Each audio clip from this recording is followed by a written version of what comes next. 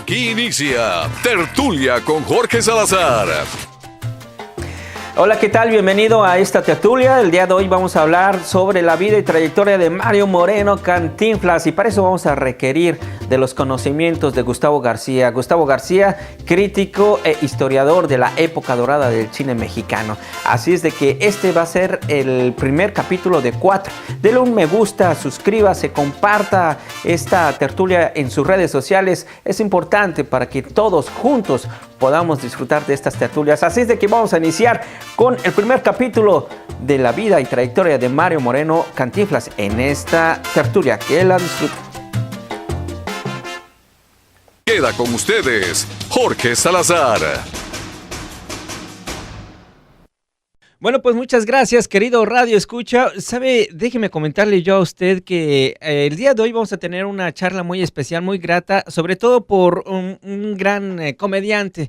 Me atrevería a decir que uno de los mejores, si no es que el mejor para algunos, que ha tenido México, y estamos hablando precisamente del mimo de México, el señor Mario Fortino Alfonso Moreno Reyes, mejor conocido como Cantinflas, quien naciera en la Ciudad de México, y que precisamente en estas fechas, en el mes de agosto, bueno, pues está celebrando sus 100 años el señor Mario Moreno Cantinflas. Y para eso, pues tenemos al experto, biógrafo de estas grandes personalidades, especialmente en la época de oro del cine mexicano, al señor Gustavo García, quien nos acompaña, y le damos la más grata bienvenida. Gustavo, muchas gracias otra vez por acompañarnos, y especialmente con esta biografía tan particular que vamos a tener el día de hoy. Así es, mi querido Jorge, y además, pues porque otro centenario ya no nos cae, man. Sí, Entonces, sí, definitivamente. Si nos esperamos al que sigue, digamos, ya para entonces ya ni radio hay. Ya no llegamos, Gustavo. O ponle que nosotros sí, pero la estación no. Sí, es más seguro eso, en eso te creo mejor, mi queridísimo Gustavo. Oye, pues hablemos sobre este gran personaje, mi queridísimo Gustavo, para muchos un gran comediante, para otros no tanto, inclusive para otros un gran oportunista. Cuéntanos acerca de, pues, cómo nació Mario Moreno Cantinflas. Pues mira, él es una figura absolutamente urbana, que esa es una característica muy importante. O sea, él nace en la Ciudad de México, como es obvio, en agosto del 11. Entonces tiene una infancia en plena Revolución Mexicana, man. O sea, es una infancia muy difícil. Él nace en una colonia de lo que sería las orillas de la ciudad, en Santa María la Rotonda, que era las orillas de la ciudad entonces. Ahorita ya pertenece más bien pues al centro histórico, ¿no? Entonces él pertenecía a una clase media baja, su padre era burócrata, y entonces, pero pues la revolución obviamente cambió, trastocó todo el ambiente, el panorama. El caso es que él, conforme fue creciendo, sin que él jamás haya participado en combate ni nada, pero vio la necesidad de empezar a trabajar desde muy joven. Buscó chamba de telegrafista, trabajó de telegrafista, pero muy inquieto. Él también quiso ser boxeador. De hecho participó en varias peleas sin mucha fortuna, y total y resto, no te hago ya el cuento largo, empezó a trabajar en la carpa. La carpa, para quienes no sepan de qué iba eso aquí en la Ciudad de México y en México en general, era el teatro popular, era el teatro más popular. Es decir, la carpa eran simplemente eso, es decir, teatros provisionales de tela, sí, que se colocaban a la orilla de las ciudades, ¿no? De hecho, todavía, por ejemplo, la experiencia chicana, se vivió mucho la carpa en la zona fronteriza, sobre todo en Texas y en Nuevo México, allá en los años 30 y 40. Y ahí se presentaban pues cómicos que o ya estaban en desgracia o iban en ascenso, en un ambiente muy rudo, mano. Era un ambiente pues de gente de arrabal, de gente que te albureaba, de gente que si no les gustaba tu acto te chiflaban o te aventaban todo lo que tenían a la mano. Pero lo interesante aquí es que él no era un artista, él era un anunciador. Él era de los de pásele, 2 tandas por el mismo boleto y tal, ¿no? Uh-huh. Entonces resulta que un buen día resulta que se enferma uno de los artistas. Aquí estamos hablando como en 1931 más o menos, es decir, cuando él tenía unos 20 años. Se enferma uno de los artistas y entonces más bien se enferma el maestro de ceremonias. Okay. Entonces le dicen, oye, tú que estás afuera, métete y anuncia los números. Sí, cómo no. Pero él dijo, oye, pero es que no me sé los nombres de los artistas y todo eso. Dice, no importa, mira, pues es fulano de tal, entonces tú presenta que es la gran tiple, o que fulano de tal, que el sensacional cómico y tal. Entonces se pone tan nervioso que cuando sale, se le hace bolas todo. Y entonces no hay manera de que termine de presentar al artista. Y entonces de repente la gente se empieza a botar de la risa de ver el enredo en el que se había metido él mismo, y entonces realmente creyeron que eso era el número, ¿no? Y entonces total que al día siguiente, cuando ya llega el anunciador oficial, había ido público pero para ver al otro, ¿no? Y entonces de repente sale uno que sí habla como gente decente, y me empezaron a chiflar y a buchear, y no, queremos al otro. Y entonces así es como nace realmente Cantinflas con todo este estilo que lo va a consagrar, ¿no? Ahora, este es uno de sus primeros nacimientos, porque él nació varias veces. Otra fue la apariencia que, digamos, lo va a consagrar en películas como Ahí está el detalle, como Águila o Sol, la de el famoso pantalón a la mitad de la cadera, la famosa gabardina, o sea, la tira de tela en el hombro, el sombrerito, ¿no? Este tipo de cosas lo saca de un personaje de historieta que aparecía en los periódicos mexicanos, se llamaba Chupamirto.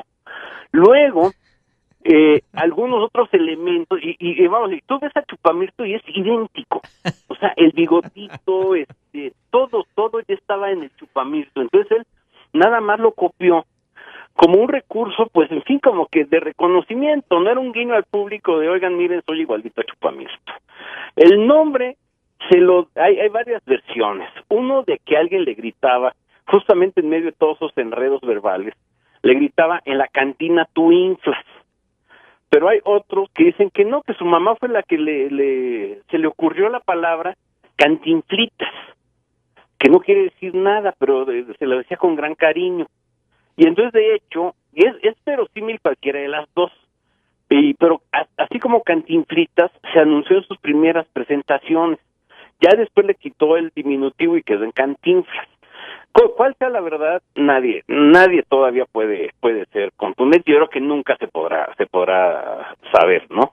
Claro. Entonces, el caso es que así va ascendiendo, porque él sigue trabajando en una carpa, pero la carpa empieza a tener un éxito gigantesco, ¿no? Y él se empieza a presentar ya con una serie de cómicos. Él va a aprender comicidad cuando alterna con el Chino Herrera, por ejemplo, con Manuel Medel, con el Chaflán, con comediantes que incluso ya muchos aparecían en el cine, pero que pues completaban la quincena en la carpa.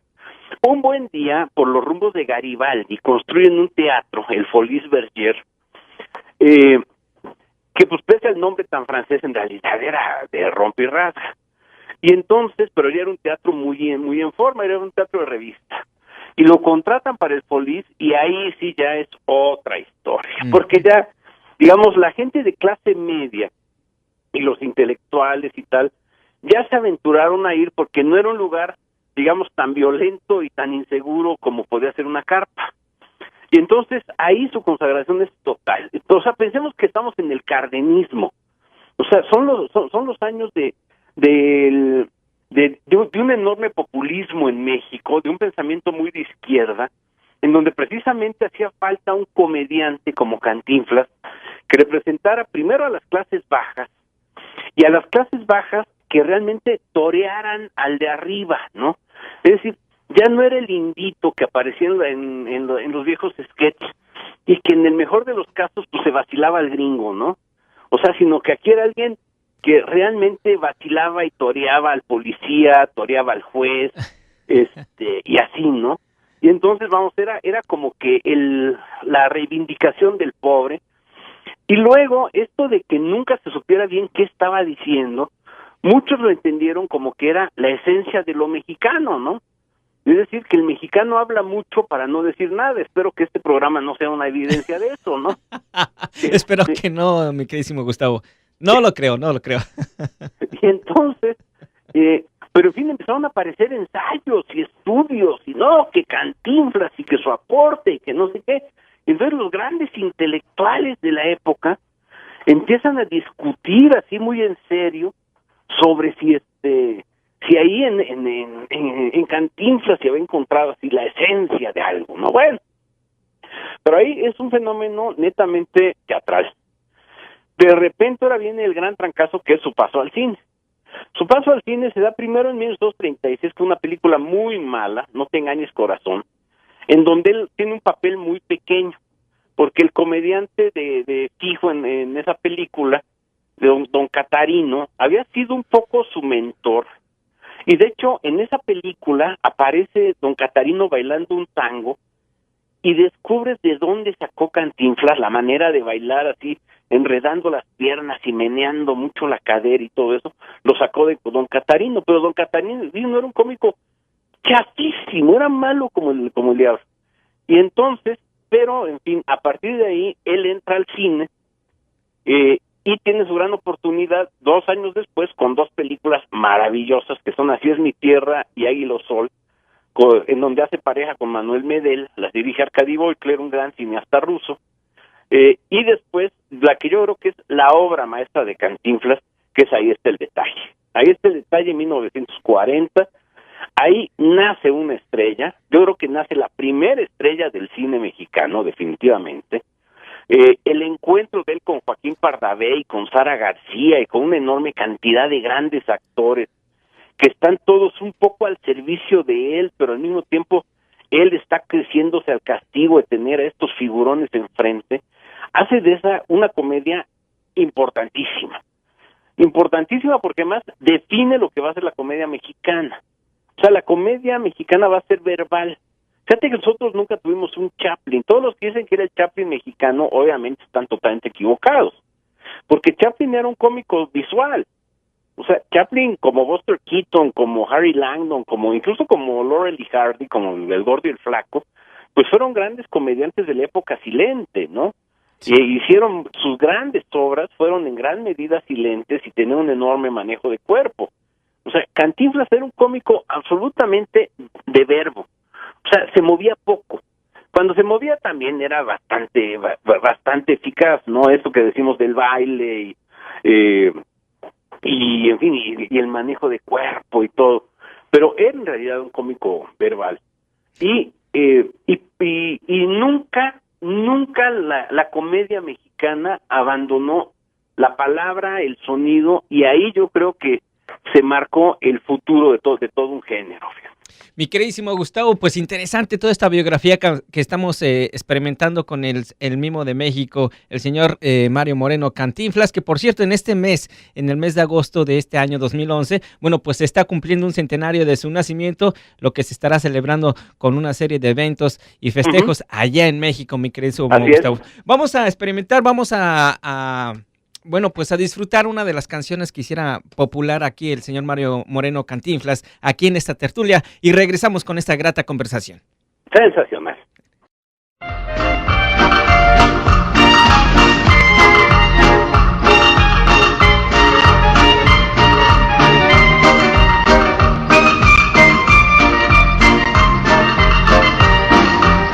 Y soy barrendero.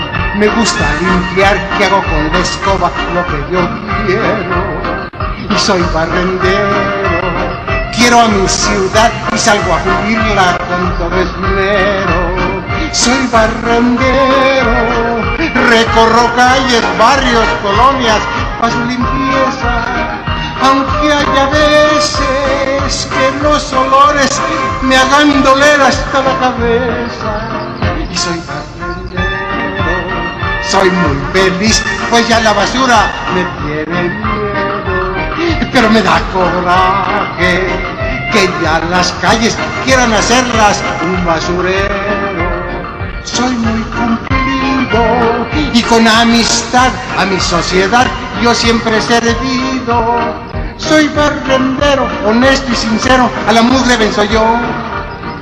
Mi bote listo siempre estará para que la basura esté en su lugar. Ni un papelito dejo escapar y un día algún premio me van a dar. Soy barrendero, de día o de noche, de mi energía yo hago un derroche por mi nación.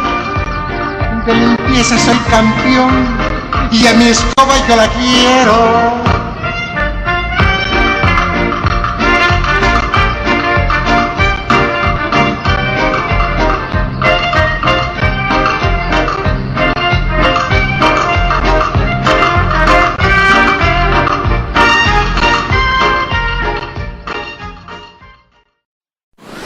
En un momento regresamos con nuestro invitado en Tertulia con Jorge Salazar.